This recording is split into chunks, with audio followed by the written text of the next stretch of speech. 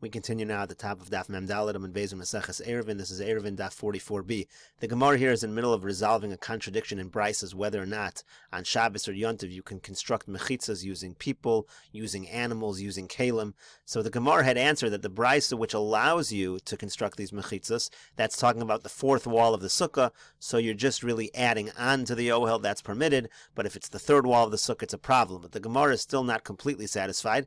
Ela adam adam kasha, we still have a contradiction in Brises in terms of the line about making a human mechitza. Rashi here explains why. When it came to the contradiction between using the bed as your mechitza, that you gave a good answer. When it says you can straighten out the mita and make that a wall, that's the fourth wall. It says in the Brisa, the reason why you're putting up that bed as a wall is so the sun doesn't shine on either a dead body or on food. You see that wall is not being used to make the sukkah kosher. But the Brisa which says you can, that same Brisa which talks about using a human wall, it says it's in order to eat and drink and sleep in the sukkah.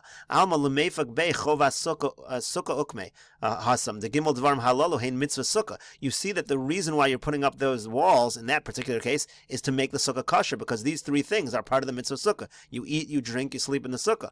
You see that in that case, at least, it was the third wall that was missing. So because it was the fourth wall, it wouldn't have been possible. And nevertheless, it seems to be permitted to do the third wall by a person. So what's going on? So the Gemara says, Adam nami lo kasha. When it comes to the contradiction in Adam, it's also not difficult. Kan lodas, kan shalomidas. It depends if the people that you're putting there as the mechitza realize that they're a mechitza or not. Rashi says, Ladas, she'omet sham yodeya she'lashem mechitza hamidusham. If the person that you're standing there knows that he's a mechitza, aser, then it's a problem. But shelo ladas mutter. If he doesn't realize that he's standing there to be a wall, it's okay. Because it's not a problem of making an oel. That's not a normal way to build. But when it comes to using a wall, that's normal. That's why the third wall is going to be prohibited. So when it comes to using a person who doesn't even realize that he's a mechitza, that's not going to be a problem. So now the Gemara, using this answer, which answers our contradiction in terms of putting up a wall for a sukkah, now we return to the case where we're making a human wall to allow this Rabbi Nechemia to return to his tchum. So the Gemara asks, but wasn't the case of Rabbi Nechemia, the son of Rabbi Chaniloi, didn't all those people standing there realize that they were mechitzas? So aren't we really back to our original question that this should be a problem of constructing a wall on Shabbos or Yontiv? So the Gemara answers, no, shalomi das have. They did not realize why they were standing there. But the Gemara says, Rav Chisda miyola das have, but wasn't Rav Chisda? He clearly knew what was going on. He was the one that started the whole story. Gemara says, no, Rav Chisda shalom and minyan have. Rav Chisda was not one of the people who was standing there to make the mechitza, and that is the only way that we can explain what was going on in that story. And the Gemara now continues at the two dots. Hanu b'nei ginena, there were some gardeners. Da'ilu maya b'mechitza shel b'nei adam. They did this. They made a wall using people in order to carry water. Rashi says they were carrying the water from Rishus HaRabim to Rishus HaYachid. So the Gemara says, Nagdinu Shmuel. Shmuel actually gave them lashes. Amar said, Imamru shalom midas. Just because they said you can make a mechitza when people don't realize why they're standing there, Yomru ladas, are we going to say that you can do that on purpose? That's going to be a problem if the people realize that they're a mechitza. The Gemara continues with another story. Hanu zeki, there were these pouches, davashadyan baristikum to mechuzah. They were sitting in the middle of the street in mechuzah on Shabbos. Bahade da'asa Rava mipirke, when Rava was coming from his shir, so there were a lot of people following him, which basically created a mechitza. Alinu nihile. They were able to carry them. They used these walls to make it a Rishus HaYachid. L'shabsa acharisa boya alinu. Then the next Shabbos they wanted to do the same thing. Va'asarlu, and then he said it's a problem. Dehavale kiladas va'asar. Because at this point people realize what's going on. It becomes like ladas. It becomes like you're doing it intentionally, and it's going to be a problem. And the Gemara concludes, Levi ailu leitivna. For Levi they use this leniency of human walls to bring straw. Zeiri aspasta. Zeiri used it for fodder. Rav Simi Bar Chia Maya. Rav Simi Bar Chia used it for water. The Gemara now continues with the Mishnah, Misha Yatza Bereshus, let's say somebody leaves his tchum with permission. Rashi says, Kagon Le'idus HaChodesh, a person needs to be a witness to witness the new moon, or Lahatzel Min Agayis, or Min Anor, or Chachma Haba. Maybe it's to save from an army coming from a river, maybe it's somebody who's helping someone give birth. They all have permission to leave their tchum. V'yamru lo kvar nasa ma'isa. Then they end up leaving the tchum, and they're told, oh, it's already been taken care of, you don't need to go further. Yesh lo apayim amo l'chol ruach. They get 2,000 amos in every direction from where they're told that they're no longer needed. But the Mishnah says, let's say they are still within the tchum, and the Gemara is going to discuss what this means exactly. Ki'ilu lo yatsa. Then it's as though they never left. And finally, the Mishnah says, anyone who's going out for a purpose of saving is allowed to return to their original place. This will also be explained in the Gemara. The Gemara now says, what does it mean that he's told while he's within the tchum, ki'ilu lo yatsa? Then it's as if he did not leave. What does that statement mean? Rashi here says, my ki'ilu lo yatsa, havadai lo yatsa. He didn't leave. What do you mean? It's as if he didn't leave.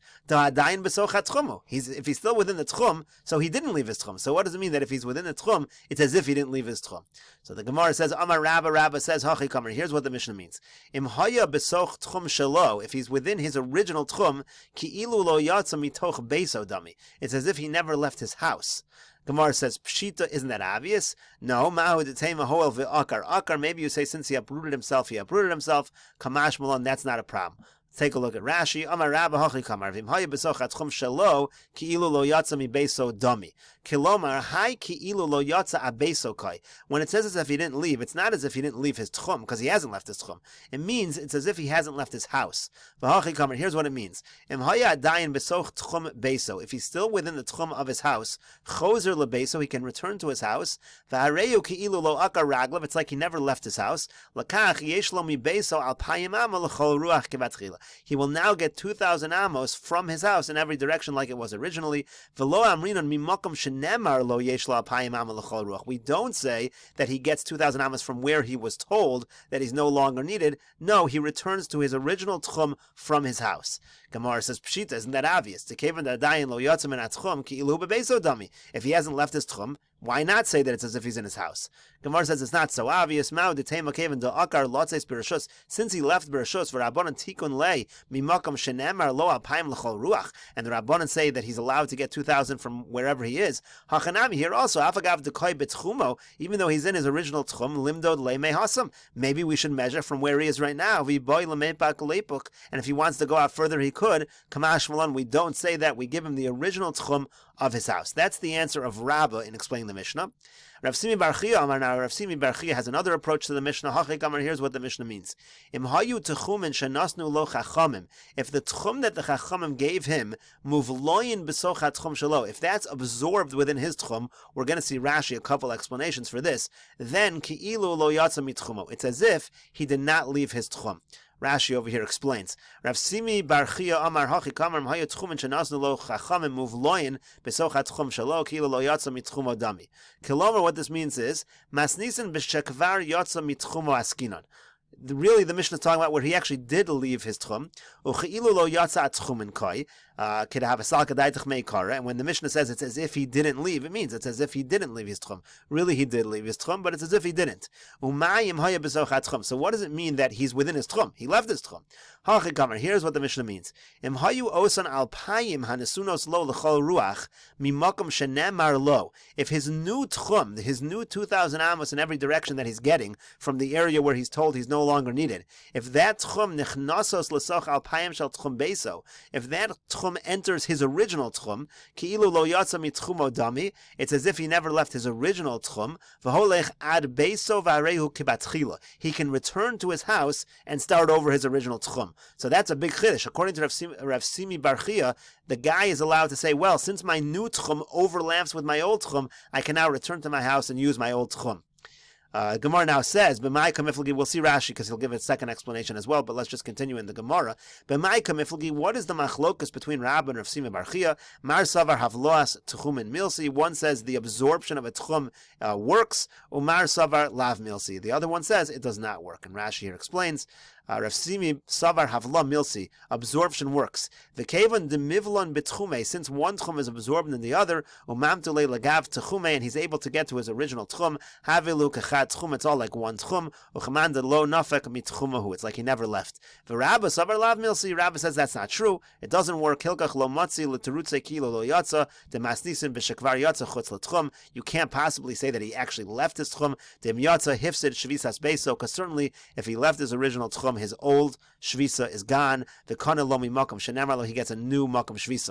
The Rabba less lay hadetanu nahardoi leil. Now Rabba will have to not hold like nahardoi earlier, where it said v'pikeyachu ayel etchuma v'kevan de'ol all. Nahardoi said earlier that if a person is smart, he'll go into his tchum, and once he gets into his tchum, then that becomes he can go back to his old tchum. In other words, nahardoi held that a person can reclaim his old tchum so long as he can get back in there. So obviously Rabba does not hold like that.